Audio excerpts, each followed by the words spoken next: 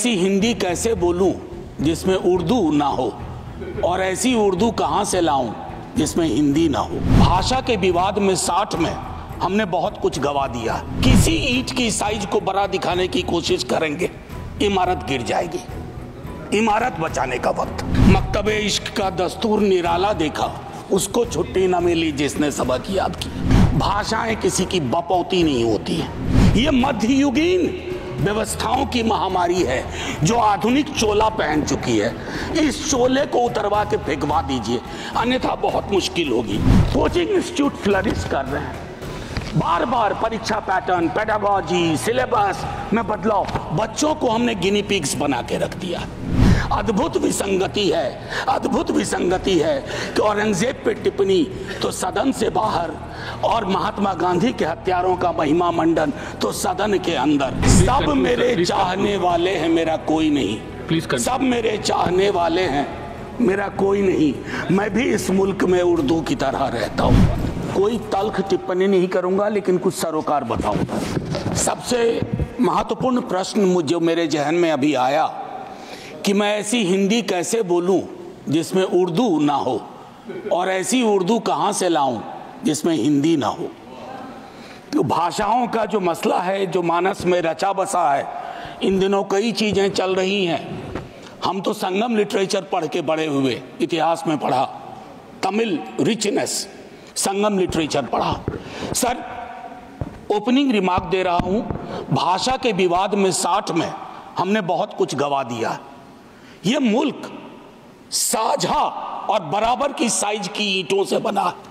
किसी ईंट की साइज को बड़ा दिखाने की कोशिश करेंगे, इमारत गिर जाएगी।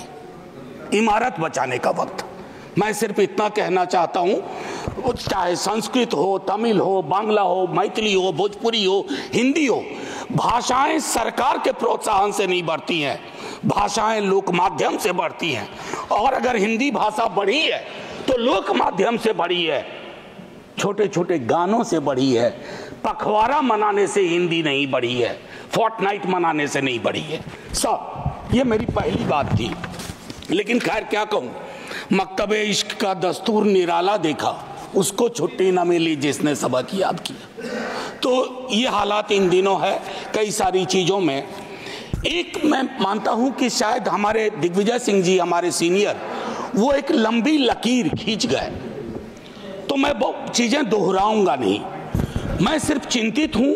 मैं इससे पहले के एजुकेशन पॉलिसी का क्या हश्र था नहीं जानता, लेकिन इस सदन में न्यू एजुकेशन पॉलिसी पे व्यापक चर्चा नहीं हुई है। सदन को इससे महरूम करना क्या ये उचित है?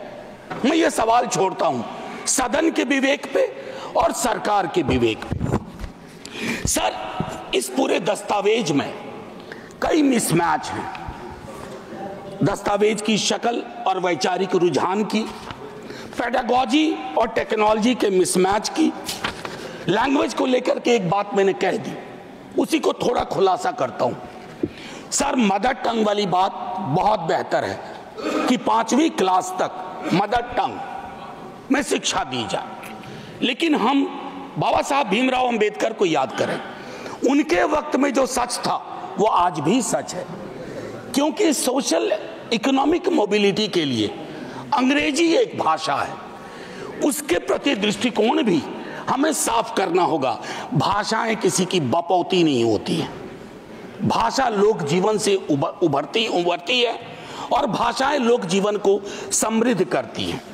अब doubling the gross enrolment ratio की बात हुई 2035 तक संभवतः इस दस्तावेज में, तो उसमें मुझको लगता है कि उस हिसाब से अगर इसको अचीव करना है तो प्रति सप्ताह 15 वर्ष तक नए विश्वविद्यालय खोलने होंगे। अब आइए सर, मैं एक महत्वपूर्ण विषय पे आता हूं, और इस विषय पे संभवतः मैं 50 बार बोल चुका हूं। सर, एक चीज होती है एनएफएस, ये एकलव्य ढूंढने का नया तरीका हो गया, नॉन फाउंड सूटेबल। मैं नहीं कह रहा, कमिटी कह रही है, committee on welfare of schedule caste and schedule tribe. उन्होंने कहा जो ये स्टीरियोटिपिकल रिस्पॉन्स आता है कि सूटेबल कैंडिडेट नहीं मिले, ये बिल्कुल गलत है सर। कमेटी ने कहा ये एक्सेप्टेबल नहीं है। यही बात कमोबेश ओबीसी रिक्रूटमेंट में लागू होती है। मैं माननीय शिक्षा मंत्री जी से, माननीय नेता सदन लगातार बैठे हुए हैं, सर आग्रह करूंगा, ये महामारी सब कुछ लील जाएगी। ये मध्ययुगीन व्यवस्थाओं की महामारी है जो आधुनिक चोला पहन चुकी है। इस चोले को उतरवा के फेंकवा दीजिए, अन्यथा बहुत मुश्किल होगी।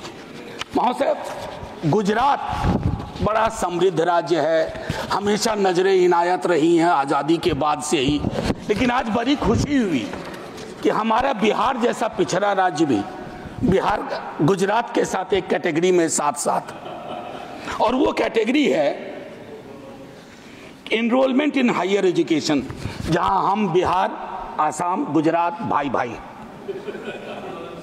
बस ये एक चिंता का विषय था, मैंने कह दिया। और नीति आयोग की भी इसमें स्कूल एजुकेशन को लेकर के कुछ महत्वपूर्ण टिप्पणियां हैं। अब महोदय, मैं एक आध मिनट ले लूं तो माफ कर दीजिएगा आज। Please spare me 1 minute extra if it is possible. Sir, priorities clear होनी चाहिए, कोई भी सरकार हो। आप एजुकेशन से क्या उम्मीद करते हैं? वो जो प्रीलिम्स सेट की बात की थी ना ऋतव्रता ने, वो हमारा एक नजीर होना चाहिए। और मुझको लगता है कि सार्वजनिक क्षेत्र के विद्यालयों, मैं एक सरकारी स्कूल का पढ़ा हुआ हूं,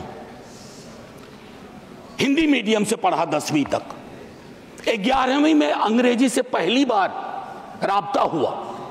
सर, मुश्किल आई, क्वींस लैंग्वेज की अपनी दिक्कतें हैं, लेकिन सर सरकारी स्कूलों के, मैं अपने ही स्कूल को आज जब वापस जाके देखता हूं, क्या बना के रख दिया हमने। मुझे निजी क्षेत्र को के खिलाफ मत समझा जाए, लेकिन एक संतुलन होना चाहिए। दुनिया के तमाम उन देशों ने एजुकेशन और हेल्थ में सबसे अच्छा किया है जिन्होंने सार्वजनिक क्षेत्र के को बढ़ोतरी दी है, उसको प्रोटेक्ट किया है। एनटीए के बारे में कई दफा बोल चुका हूं सर।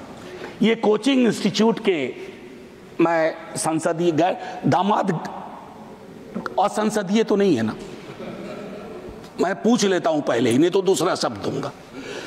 हाँ, रिश्तेदार की तरह व्यवहार करना। कोचिंग इंस्टीट्यूट फ्लरिश कर रहे हैं, बार बार परीक्षा पैटर्न, पेडागोजी, सिलेबस में बदलाव, बच्चों को हमने गिनी पिग्स बना के रख दिया। मैं दिल्ली विश्वविद्यालय में हूं सर, नामांकन की पद्धति बदल गई है, लेकिन मैं देख रहा हूं अब 8वीं 9वीं क्लास से बच्चा स्कूल एजुकेशन को छोड़ करके एनटीए की कोचिंग ले रहा है कि सीयूईटी क्वालिफाई करना। ये स्ट्रक्चरल प्रॉब्लम है। बस सर 1 मिनट। शिक्षा के संस्थान वैचारिक युद्ध क्षेत्र हो गए हैं सर।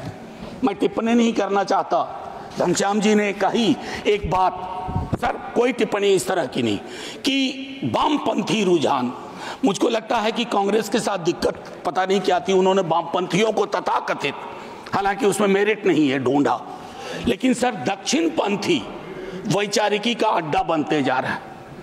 आप कई चीजों को हटा रहे हैं। अच्छा, पीएचडी नहीं चाहिए, बिना पीएचडी के ले लो। अच्छा, ये एलिजिबिलिटी हटा दो, तब भी आपको लोग नहीं मिल रहे हैं उस रुझान के।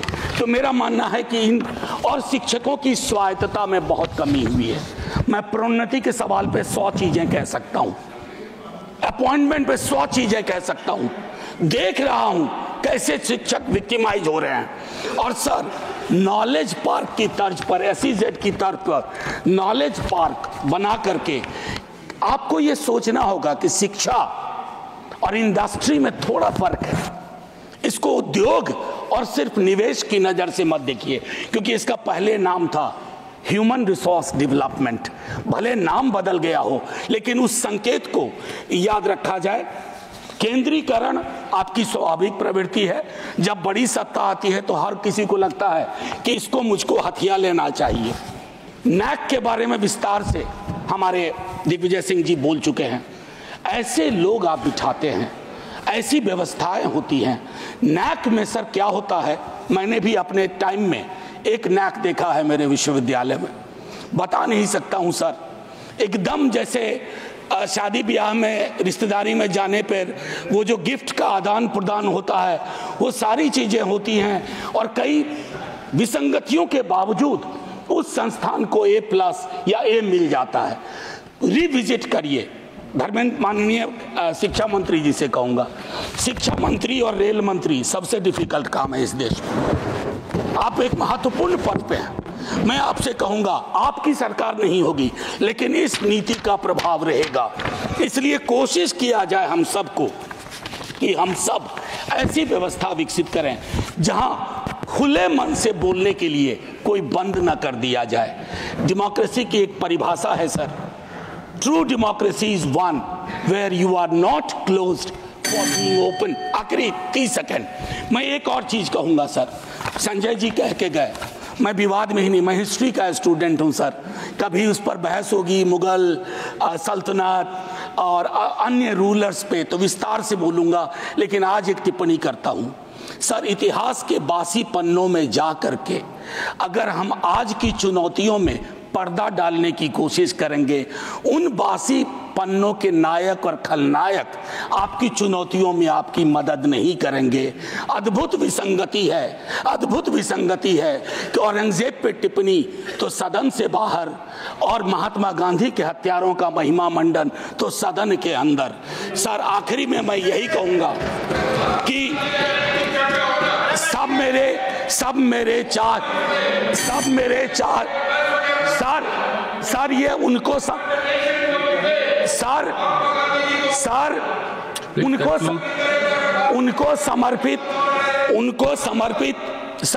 समर्पित जिन्होंने उर्दू पे कुछ अल्फाज पेश किए थे। सब मेरे चाहने वाले हैं, मेरा कोई नहीं। सब मेरे चाहने वाले हैं, मेरा कोई नहीं। मैं भी इस मुल्क में उर्दू की तरह रहता हूँ। जय हिंद सर।